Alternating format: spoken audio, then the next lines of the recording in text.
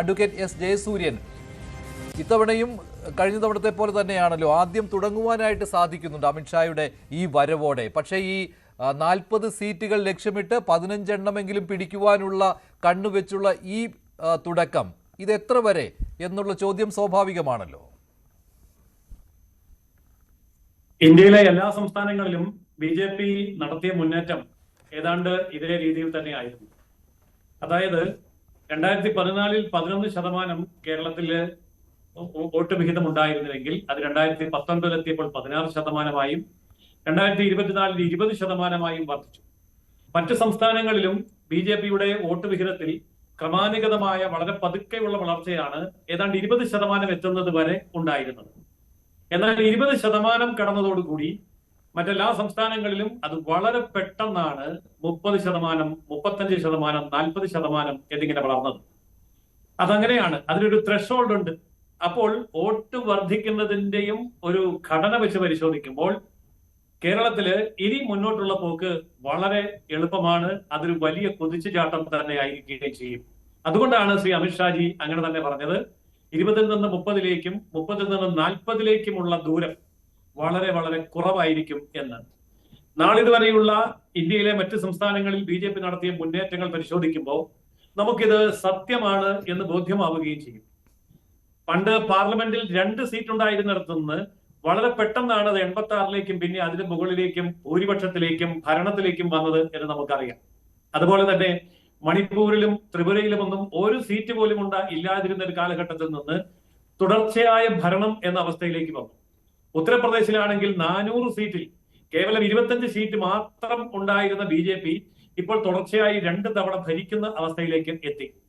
ഗുജറാത്തിലും രാജസ്ഥാനിലും മധ്യപ്രദേശിലും എല്ലായിടത്തും ആദ്യത്തെ തുടക്കം വളരെ പതുക്കെയായിരുന്നു. 6%, 11%, 18% അങ്ങനെയൊക്കെ ആയിരുന്നു. പക്ഷെ 20 കടന്നതോടുകൂടി അതിവേഗത്തിലായി ഈ വളർച്ച. ഇത് തന്നെ കേരളത്തിലും ആവർത്തിക്കും എന്ന കാര്യത്തിൽ BJPക്ക് ആത്മവിശ്വാസമുണ്ട്. അതിനനുകൂലമായ ഒരു രാഷ്ട്രീയ സാഹചര്യം കൂടി കേരളത്തിലുണ്ട്. ഇടത് വലത് മുന്നണികൾ, ഒരൊറ്റ മുന്നണിയായ ഇന്ത്യ മുന്നണിയുടെ കേരളത്തിൽ നടത്തുന്ന ഭരണം നാളിതുവരെ കേരളത്തെ എവിടെ കൊണ്ടെത്തിച്ചു എന്ന് മലയാളികൾ ചിന്തിച്ചിട്ടുണ്ട്, അവരനുഭവിക്കുന്നുണ്ട്. അതുകൊണ്ട് ഈ അനുഭവത്തിൽ നിന്ന് പാഠം പഠിച്ച, അനുഭവിച്ചു മടുത്ത കേരള ജനത തീർച്ചയായിട്ടും തെളിയിക്കപ്പെട്ട ട്രാക്ക് റെക്കോർഡുള്ള ഒരു രാഷ്ട്രീയ പാർട്ടി എന്നുള്ള നിലയിൽ കേന്ദ്രം, മറ്റ് സംസ്ഥാനങ്ങൾ ഒക്കെ ഭരിക്കുന്ന ഒരു പാർട്ടിയെ വളരെ വേഗം അംഗീകരിക്കും എന്ന് തന്നെയാണ് BJPയുടെ പ്രതീക്ഷ. ആ പ്രതീക്ഷയാണ് കൃത്യമായ കണക്കുകളിലൂടെ അമിത്ഷാ ഇവിടെ പ്രഖ്യാപിച്ചത്.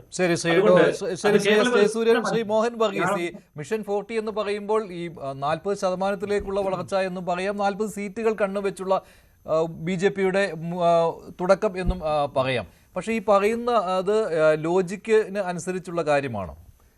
കേരളത്തിലെ 3 മുന്നണികളുടെ അവകാശവാദം വെച്ച് നോക്കിയാൽ കേരള നിയമസഭയിൽ 250 സീറ്റ് ഉണ്ടാകേണ്ടതാണ്. UDFന്റെ ക്ലെയിമായ 100, LDFന്റെ ക്ലെയിമായ 110, BJPയുടെ ക്ലെയിമായ 40 എല്ലാം ചേരുമ്പോൾ 250 സീറ്റുകൾ ഉണ്ടാവേണ്ടതാണ്. പക്ഷേ അൺഫോർച്ചുനേറ്റ്ലി 140 സീറ്റുകൾ മാത്രമേ ഉള്ളൂ. ഇവിടെയാണ് BJP എന്ന 3ാം കക്ഷി അല്ലെങ്കിൽ NDA എന്ന 3ാം മുന്നണിയുടെ റെലവൻസ് ആൻഡ് വൈറ്റാലിറ്റി.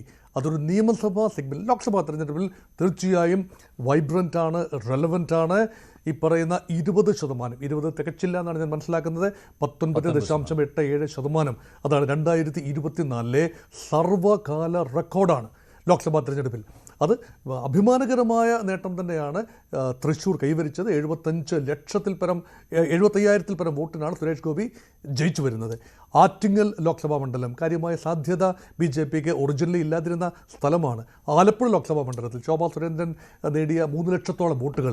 ഇതെല്ലാം തന്നെ തിരുവനന്തപുരത്തെ കാര്യമായ 2ാം സ്ഥാനം, അതായത് വലിയ ഒരു നേട്ടം തന്നെയാണ്. രാജീവ് ചന്ദ്രശേഖർ ആൻഡ് ശശി തരൂർ മത്സരത്തിൽ കേവലം 16,000 വോട്ടിനോ മറ്റുമാണ് ശശി തരൂർ വിജയിച്ചു വരുന്നത്.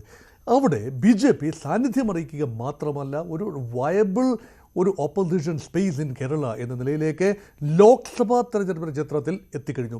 പക്ഷേ അതിനുശേഷം നടന്ന, ഒരു വർഷത്തിനുള്ളിൽ നടന്ന തദ്ദേശ സ്വയംഭരണ തെരഞ്ഞെടുപ്പിൽ BJPയുടെ വോട്ട് ഷെയർ തിരുവനന്തപുരം ലോക്സഭാ മണ്ഡലത്തിൻ്റെ പരിധിയിലൊക്കെ വർദ്ധിച്ചു. തിരുവനന്തപുരം കോർപ്പറേഷൻ ലിമിറ്റിൽ സാമാന്യം തരക്കേടില്ലാത്ത പ്രകടനം നടത്തി ഭരണത്തിൽ വന്നു. പക്ഷേ 15% താഴേക്ക് പോയി.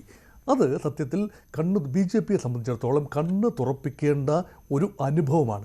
പിന്നെ തദ്ദേശ തെരഞ്ഞെടുപ്പിൽ സ്വാഭാവികമായി നമുക്കറിയാം BJPക്ക് അല്ല, സ്വാഭാവികമായി ഇടതുപക്ഷത്തിനും UDFനും തന്നെയാണ് മേൽക്കൈ ഉണ്ടാകേണ്ടത്, ലോക്സഭയുടെ നറേറ്റീവ്സ് അല്ല.